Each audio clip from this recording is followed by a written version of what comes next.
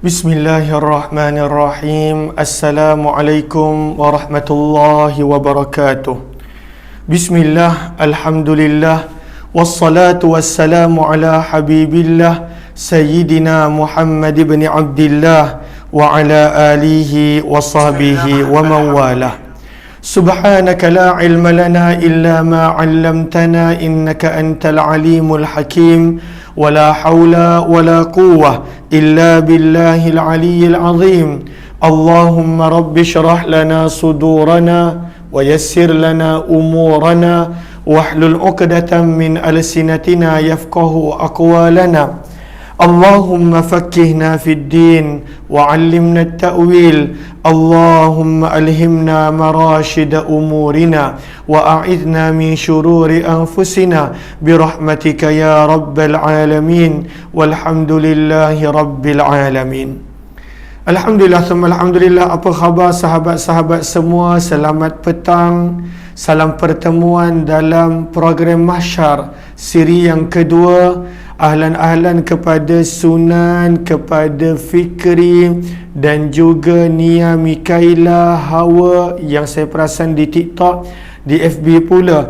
Ahlan-ahlan kepada Marwani Ahmad dan juga Nur Aini Muhammad Tab, Hani Nani, Anas Sukaimi, Ummi Zayhadi, Faifaruz Ashman, Syahrizo Az-Zahra dan juga Kak Langsu, Kamiza Muhammad Amil, Ummi Zayhadi, Nur Ahmad Darus, Kak Langsu, Zaliha Kamaruddin, Kamiza Muhammad Amil, Icha Yunus, Zahra Alias, Anas Sukaimi, Syed Ahmad serta Siti Mariam Ahmad, Ramina's Kitchen, Nur Asikin, Rozana Muhammad Nur, Fatimah Cik Mat, Roslina Talib, Ramlah Dasuki, Salsabil Muhammad Nur, Rabiha Abdul Ghani, Zianat binti Husin Nab, Zaliha Kamaruddin, Razia Ahmad, Rohaya Mustafa dan juga Nurizi Tarifin. Ahlan-ahlan Zabaria Muhammad Yusuf, Noradila, Sania Tubi, Zahini Wahid, Hajar Azai, Muhammad Dita, Laila Umar, Abdul Rahman, Nun Rihan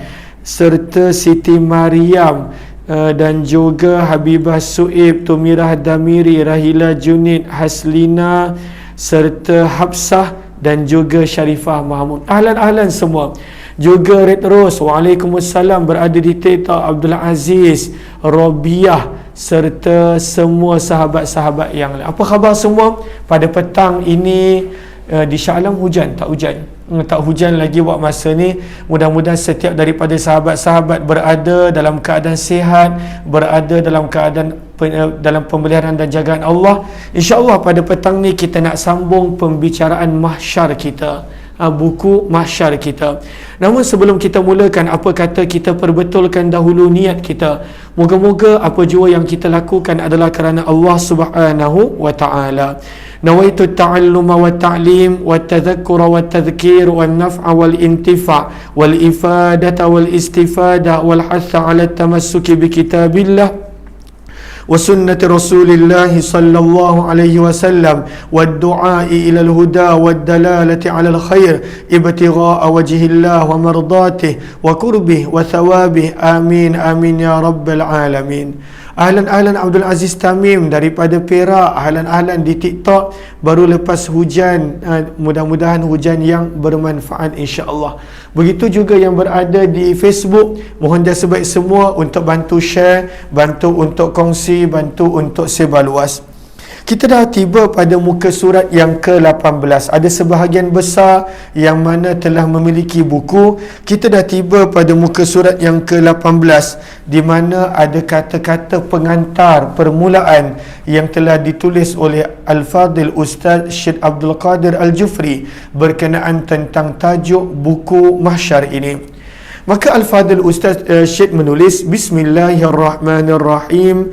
Dan ini memang kebiasaan, setiap sesuatu yang baik dimulakan dengan ucapan nama Allah, kerana ada sabdaan Nabi SAW yang bunyi kullu amrin zibalin, setiap urusan yang penting yang tidak dimulakan pada awalnya dengan ucapan bismillah, ada setengah riwayat dengan ucapan alhamdulillah, fahuwa aqta' au abtar au ajzam, maka urusan tersebut menjadi tidak sempurna, menjadi cacat dan cela padanya. Maka sebab itu, apa pun perkara kita biasakan diri kita dengan ucapan yang mulia, ucapan yang pendek, Bismillah, sekurang-kurangnya Bismillah.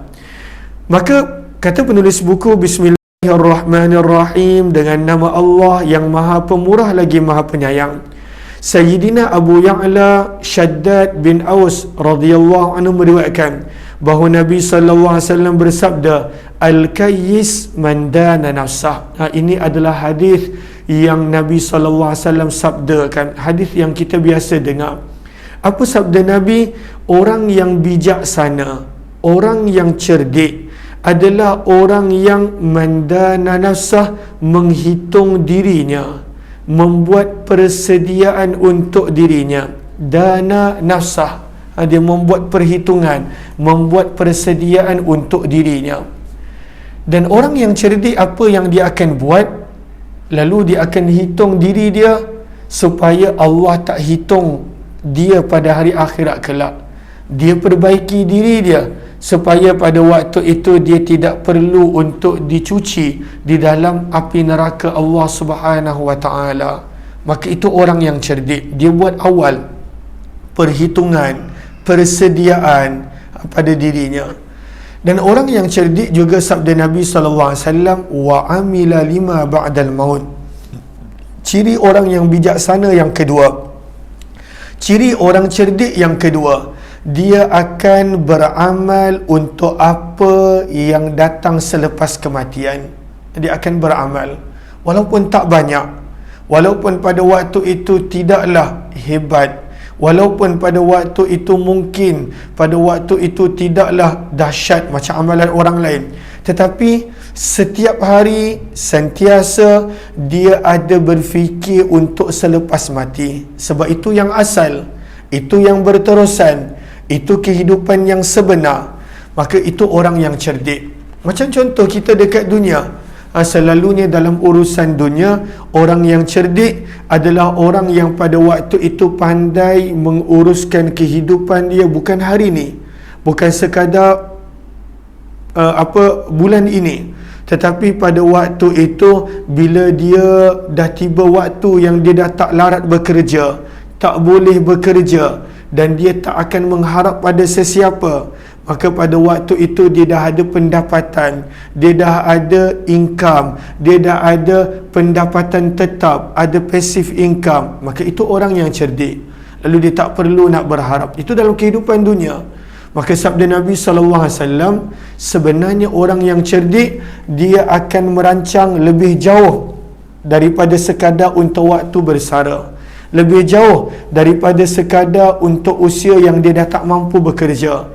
Itulah dia akan menghitung diri dia, dan dia akan beramal, membuat persediaan untuk apa yang datang selepas kematian. Maka ini permulaan kata-kata Al-Fadil Ustaz Syed Abdul Qadir Al-Jufri. Sebab itu kata beliau, seorang yang berakal sentiasa menyedari bahawa dunia ini tidak lain hanyalah tempat persinggahan sementara. Dunia ini adalah tempat persinggah. Kita singgah. Ada di antara kita yang singgah dah 60 tahun. Macam saya, ada yang dah singgah lebih daripada 30 tahun. Ada orang singgah 90 tahun. Ada orang singgah rezeki dia 50 tahun. Setiap orang pada waktu itu dia sekadar singgah. Dunia adalah tempat persinggahan. Sebab itu kita dah kongsikan hadis riwayat Abdullah bin Umar semalam, kun fid dunya ka'annaka gharib. Nabi suruh hidup di dunia seperti seorang yang sedang bermusafir. Kun fid dunya ka'annaka gharib aw abiru sabil. Ini adalah tempat persinggahan. Orang yang berakal, dia menyedari bahawa dia akan kembali ke alam yang kekal suatu hari nanti. Lalu ini orang yang cerdik. Daripada sudut tahu, semua orang tahu. Semua orang tahu. Macam contoh, banyak manusia dia tahu dia tak boleh selama-lamanya bekerja, tetap dia habiskan semua pendapatan yang dia ada. Walaupun dia tahu, walaupun pada waktu itu dia ada pengetahuan. Sama juga, semua orang tahu dia akan mati. Tapi beza orang yang tahu dan orang yang bijaksana, beza orang yang tahu dan orang yang cerdik, beza orang yang tahu dan orang yang berakal. Sabda Nabi, dia membuat persediaan untuk waktu tersebut. Orang yang pada waktu itu bijaksana, dia sentiasa akan menyimpan supaya dia tak perlu sentiasa berharap pada orang lain. Orang yang bijaksana pada waktu itu seperti sabda Nabi, dia akan pada waktu itu melakukan amalan untuk selepas daripada kematian. Sebab itu kata Imam Nawawi, apabila seseorang itu dia sedar, kesedaran, Imam Nawawi pula dah biasa baca kitab Al-Adhkar, kata penulis, kata Ustaz Syed Abdul Qadir Al-Jufri, kesedaran ini akan menyebabkan dia tidak tertipu dengan pujukan hawa nafsu dan kemanisan dunia yang sementara. Nafsu memang sentiasa memujuk.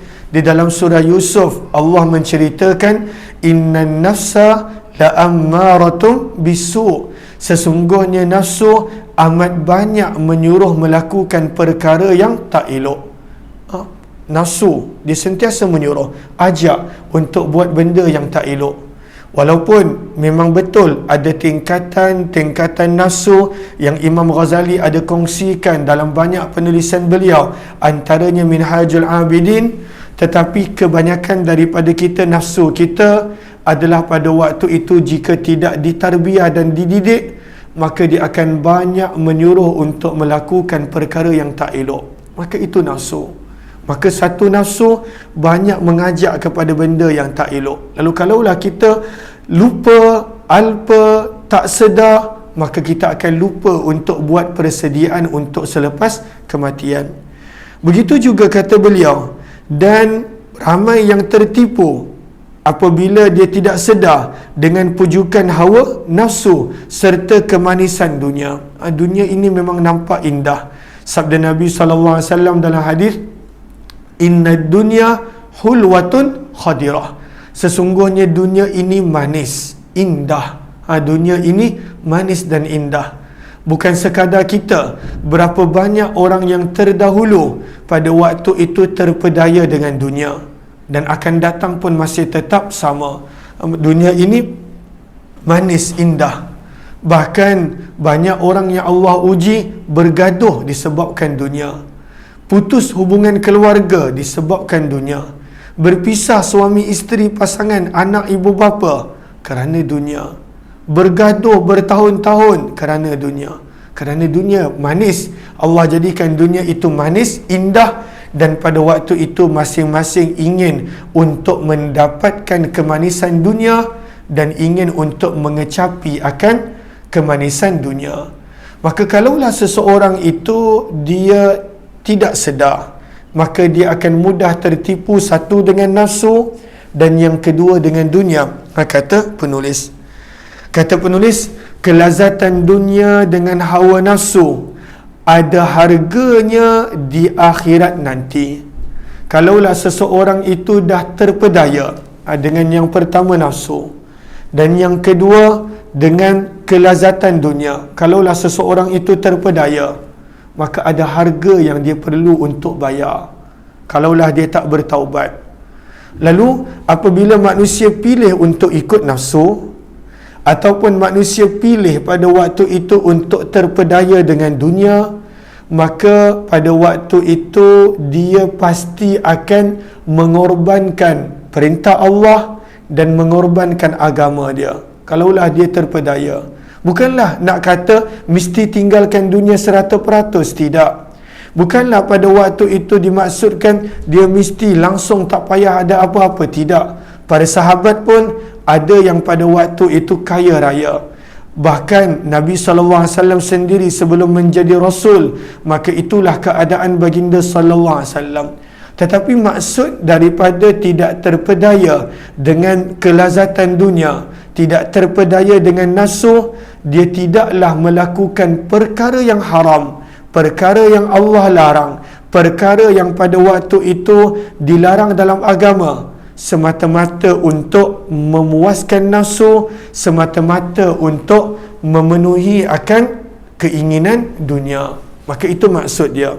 Sebab kalaulah diikut, kata penulis buku, ada harga yang dia perlu bayar di hari akhirat nanti, tidak lain tidak bukan daripada hukuman, azab, siksaan daripada Allah Subhanahu Wa Taala. Alan-alan kepada sahabat-sahabat yang baru join, Masya Allah, saya nampak ramai yang baru join. Tak sempat saya nak sebut nama satu persatu. Mohon jasa baik untuk bantu share, bantu untuk kongsi, bantu untuk sebar luas. Sebab kita belum masuk dalam buku lagi, kita masih lagi dalam kata pengantar. Maka boleh ajak yang lain, mudah-mudahan lebih ramai, termasuklah saya, beroleh peringatan insya Allah. Kata beliau, sedangkan akhiratlah tempat sebenar yang akan dituju. Itu adalah tempat kita yang sebenar. Bahkan akhirat adalah masa hadapan yang sebenar, yang akan memisahkan manusia. Bila kita berada di hari akhirat, maka hanya ada dua tempat kembali. Hanya ada dua. Sebab itu pada muka surat yang ke-19, maka pada hari akhirat akan memisahkan manusia antara ke syurga. Mudah-mudahan setiap daripada kita dimasukkan ke dalam syurga tanpa hisab, tanpa perhitungan. Kita pada bulan Ramadan, bahkan dalam zikir munajat kita pada waktu tahajud, kita selalu sebut, walaupun kita tidak layak untuk masuk ke syurga, tetapi kita berharap Allah masukkan kita ke dalam syurga tanpa hisab. Walaupun kita tidaklah layak, amalan tak seberapa, amalan kita tak seberapa, namun mudah-mudahan Allah Subhanahu Wa Taala masukkan kita ke dalam syurga tanpa hisab. Maka itu adalah tempat kembali yang pertama, yang akan memisahkan manusia antara ke syurga yang penuh nikmat. Masya Allah, syurga ni penuh nikmat. Nabi SAW dalam hadis, ketika mana nak bayangkan dahsyatnya nikmat syurga, dahsyat, maka Nabi SAW pada waktu itu bersabda, ma la ainun ra'at. Nikmat syurga ni mata manusia tak pernah nampak. Tak pernah nampak. Apa yang kita nampak kat dunia ni, syurga jauh lebih hebat daripada itu. Lalu nikmat syurga mata tak pernah nampak. Sama ada rumahnya, tempat tinggalnya, sungai yang mengalir padanya, perhiasannya, makanan, teman, bahkan segala-galanya. Maka sabda Nabi, syurga adalah ma la ainun ra'at. Nikmat dia manusia tak pernah nampak. Macam mana nak bayangkan? Bahkan nak bayang pun tak boleh. Itu dahsyatnya syurga. Untuk dunia yang tak seberapa ni, manusia dah bertengkar, bergaduh. Tak bayangkan nikmat syurga bagaimana. Mata tak pernah nampak. Wala udhunun sami'at, sabda Nabi, dahsyatnya nikmat syurga, telinga tak pernah dengar.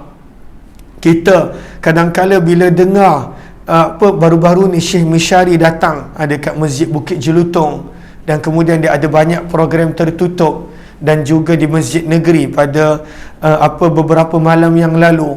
Kan bila kita dia dengar baca surah Ar-Rahman, Masya Allah, itu nikmat dunia. Mendengar pada waktu itu keindahan suara yang Allah kurniakan. Tapi nanti nikmat-nikmat pendengaran dalam syurga, nikmat berkicauannya burung, nikmat mengalirnya air, nikmat bertiupnya pada waktu itu udara, maka nikmat-nikmat itu sabda Nabi, telinga tak pernah dengar. Dahsyat nikmat pendengaran yang kita boleh dengar dalam syurga. Wala khatara ala qalbi bashar. Lalu kalaulah kita tak pernah nampak, kita tak pernah dengar, mungkin kita boleh fikir, kita boleh bayangkan macam ni syurga, macam ni. Sabda Nabi, dahsyatnya syurga, maka manusia tak boleh nak menggapai untuk berfikir.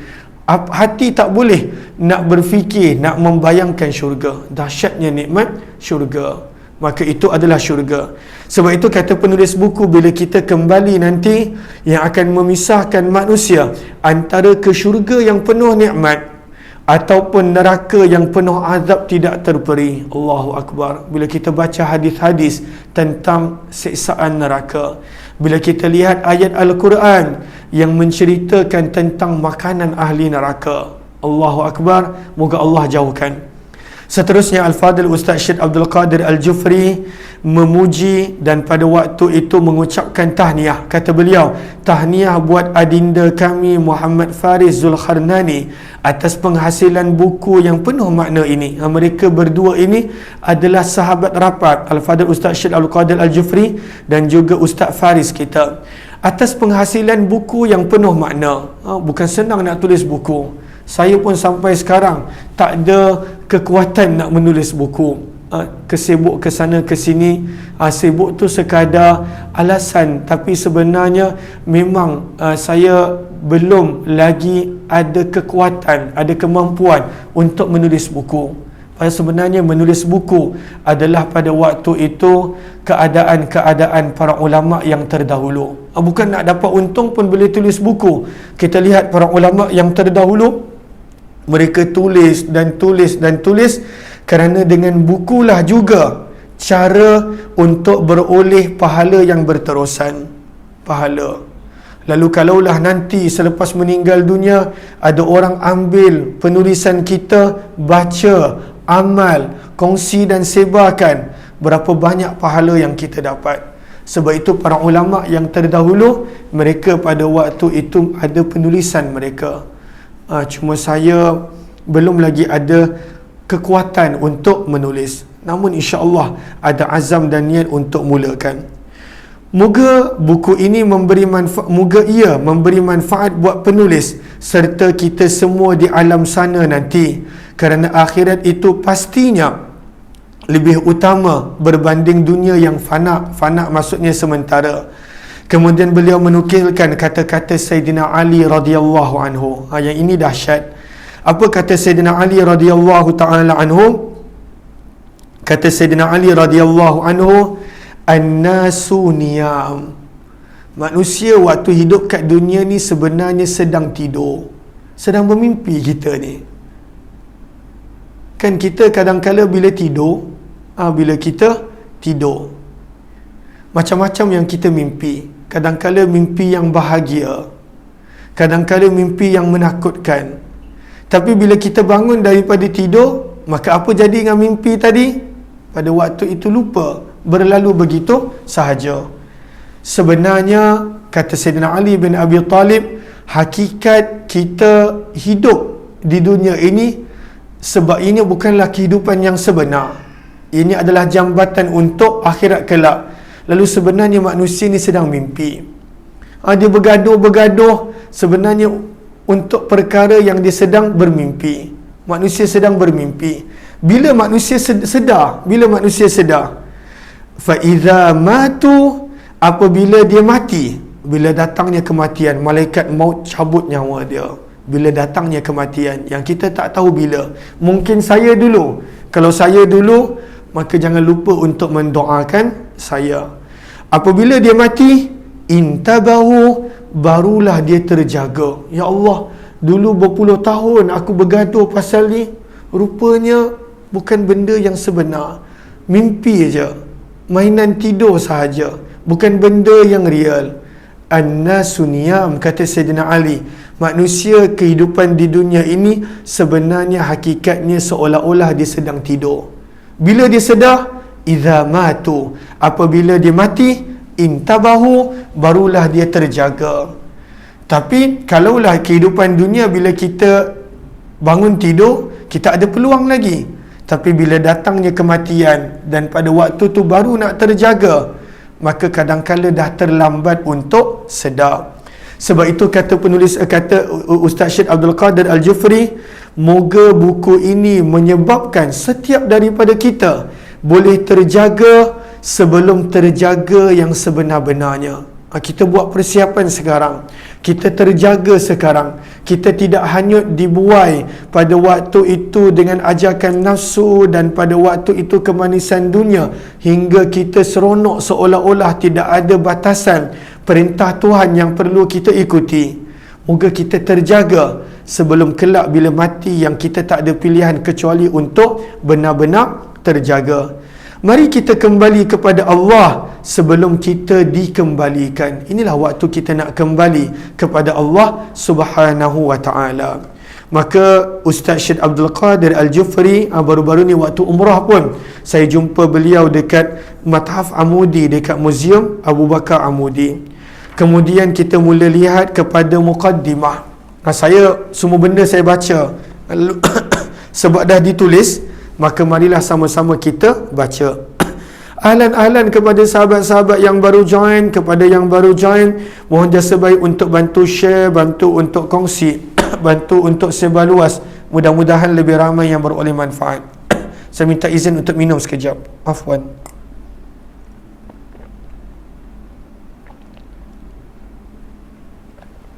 Muqaddimah, titipan kata pembuka bicara daripada penulis. Maka sahabat-sahabat, buku ini ditulis dalam bahasa santai. Dia bukanlah dalam penulisan macam kitab Al-Adhkar yang kita dah biasa baca, ataupun pada waktu itu seperti kitab Sirah Ar-Rahiqul Maktum yang kita dah baca sebelum ni. Maka ianya adalah penulisan yang santai. Sebab kita pun baca pada waktu petang, maka kita nak baca dalam keadaan santai. Tapi pada waktu itu ada peringatan. Bismillahirrahmanirrahim. Dengan nama Allah yang Maha Pemurah lagi Maha Penyayang. Muka surat 22. Yang ni saya baca laju sedikit.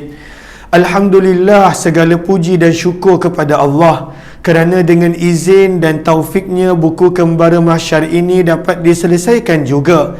Buku ini pada asalnya dirancang untuk diterbitkan pada awal tahun 2017. Namun Allah Maha mengetahui yang terbaik untuk setiap hamba-Nya. Dan itulah sepatutnya penyerahan, bahawa kita boleh ikhtiar, kita boleh merancang. Macam kita pun merancang, kalau boleh kita nak habiskan buku ni dalam tempoh 10 bulan. Kalau boleh. Tapi pada waktu itu ketetapan Allah yang lebih baik. Mungkin habis awal, mungkin habis lambat dan sebagainya. Namun Allah yang Maha mengetahui yang terbaik untuk setiap hamba-Nya. Wallahu ghalibun ala amrih walakinna aktharan nasi la ya'lamun. Pagi tadi dalam perkongsian jam 11 pagi pun dikupaskan makna yang lebih kurang sama daripada ayat yang ada pada surah Yusuf tersebut. Setelah beberapa tahun menulis, akhirnya lahirlah juga ia ke dunia yang sementara, sama juga seperti kita yang lahir ke dunia. Lalu kita nak baca dalam 10 bulan. Penulis ni tulis dalam masa beberapa tahun. Lalu kita patut hargai pada waktu itu penulisan, sebab masa yang berharga bertahun-tahun telah dihabiskan untuk penulisan ini. Untuk penulisan ini. Lalu kemudian beliau ucapkan terima kasih kepada isteri, kepada ibu bapa, kepada guru-guru beliau. Jutaan terima kasih yang tidak terhingga, khususnya kepada Ibu Nurlida Said dan ahli keluarga lain yang banyak memberikan sokongan dan doa, terutamanya bakal peneman saya di syurga, si isteri salihah Siti Aisyah Cik Nordin. Beliau antara salah seorang yang terlalu banyak memberikan bantuan, pertolongan, nasihat juga desakan, sehinggalah terhasilnya buku ini. Tidak dilupakan juga kepada dua orang guru saya yang mulia, Sahibul Fadilah Al-Habib As-Sayyid Abdul Qadir Al-Jufri dan Sahibul Fadilah Al-Kiram. Al-Kiram maksudnya mulia. Bila kita kata Al-Kiram maksudnya mulia, Ahmad Fahmi Cik Nordin. Mereka berdua adalah antara guru yang sangat banyak memberikan tunjuk ajar, pandangan, nasihat serta teguran dalam menyiapkan buku Kembara Mahsyar. Dekat sini kita belajar yang mana ini bertepatan dengan sabdaan baginda Nabi SAW, apabila ada orang berbuat baik kepada kita, maka kita perlu untuk menghargai. Mula-mula Nabi suruh untuk balas kebaikan yang orang berbuat baik kepada kita dengan memberi hadiah ataupun sebagainya. Tapi sekurang-kurangnya bila ada orang berbuat baik pada kita, sekurang-kurangnya kita kena zahirkan penghargaan seperti ucapan jazakallahu khaira, semoga Allah membalas kamu dengan kebaikan dan seumpamanya. Kenapa pentingnya menghargai kebaikan orang yang telah lakukan kepada kita, walaupun kadang-kadang manusia tak mengharapkan kebaikan? Sebab Nabi SAW bersabda, man la yashkurin nas la yashkurillah. Ataupun lebih kurang perkataan yang seperti itu, man lam yashkurin nas lam yashkurillah. Orang yang tidak menghargai kebaikan manusia, dia tidak akan menghargai dan mensyukuri kebaikan yang Allah berikan kepadanya. Manusia yang nampak, dia tak pandai nak menghargai, tak boleh nak belajar menghargai. Terima kasih, jazakumullahu khaira, ataupun apa-apa doa yang baik. Macam mana pada waktu itu dia nak menghargai akan nikmat daripada Allah, zat yang dia tidak nampak di dunia ini? Maka lagilah dia tidak mensyukuri. Itu yang datangnya pada waktu itu, semua aku yang buat. Semuanya saya, semuanya aku, semuanya dia, semua dia je. Orang lain tak ada apa-apa, dia je. Ananiah, keakuan.